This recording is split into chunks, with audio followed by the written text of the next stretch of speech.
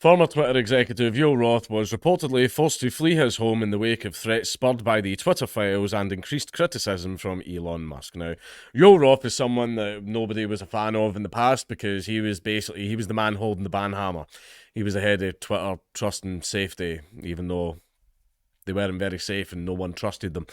But it seems that he's gotten a little bit of hot bother, especially due to some previous literature that he has written. We'll discuss that in a moment. Stepped up threats of violence against former Twitter exec Joe Roth have forced him to flee his home, CNN reported. We've all spoke about that before. Don't do that fucking shit, because even though it's like 99.9%, no one's actually going to fucking act on that. These arseholes just fucking use it as a club. I received death threats. Fuck, I got one today. And I haven't tweeted. I've just been tweeting out fucking big penis memes and stuff like that for like the last month, and I got one this morning. Cry me a river, man. Have your breakfast. Roth has been subject to criticism amid new revelations in the Twitter files, along with personal attacks from Musk. Musk attacks come just weeks after the billionaire defended Roth, tweeting that he had high integrity. Until Musk went into Twitter, into the system, hacked into the mainframe, and went, wait a minute. I've found information. This guy's a piece of shit. Send tweet. Ramped up attacks on Twitter against a former company executive are reportedly beginning to have real-world consequences. Joe Roth, Twitter's former head of trust and safety, has been forced to flee his home due to intensifying threats of violence, according to a report from CNN, which cites a person familiar with the matter. Goddamn, if you're getting threats of violence and stuff like that on Twitter, you should, ban them. Oh, wait.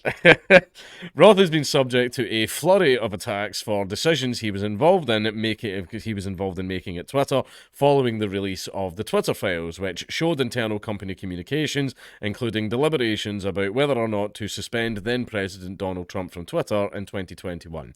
The company ultimately decided to suspend Trump, though Musk has reinstated his account since taking over Twitter, and sadly, Trump still hasn't tweeted. At least as of recording this video, he hasn't tweeted yet. I want him back. I just want to be come in going, I endorse Kanye. Yeah, it's gonna be you. That was more Brooklyn mafioso than Donald Trump. Sorry. The attacks against Roth from Musk turned more personal over the weekend, embracing a technique often used by the QAnon conspiracy movement.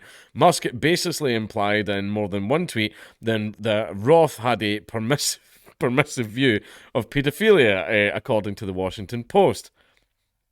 Oh, what is this? I've just realised. This is Business Insider. Now, it says Musk baselessly implied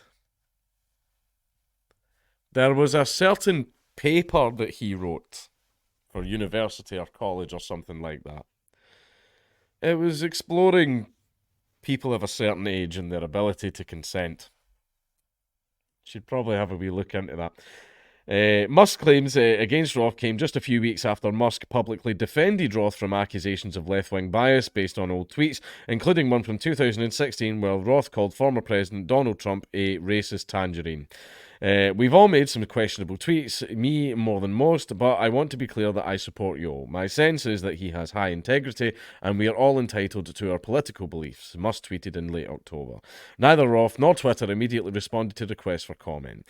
Roth stayed in his role as Twitter's head of trust and safety for 2 weeks after Musk officially took ownership of the social media platform. However, he resigned from the position in mid-November, I imagine before he got pushed, because basically, if Musk came in and went, oh, so you were behind, all of it, then, yeah, he was going to get fired. So it was a case he jumped before he was pushed. But again, see all the death threat stuff, don't do that. Don't do that, because see if they're sitting there being arseholes and doing stuff, and we're sitting there going, you're arseholes, and you're doing all this bad stuff, and then some dickhead sends them a death threat, every argument that we've just made goes out the window, and then they wave it going, yeah, I got a death threat, I've activated my Trump card, I got a death threat, which means I'm right, apparently. It's like, no, you're still wrong, you just got a fucking death threat, and then you use the death threat to take the attention away from the fact that you're wrong. So stop it. Don't do that stuff. It makes everyone worse. Right, anyway. Bye-bye.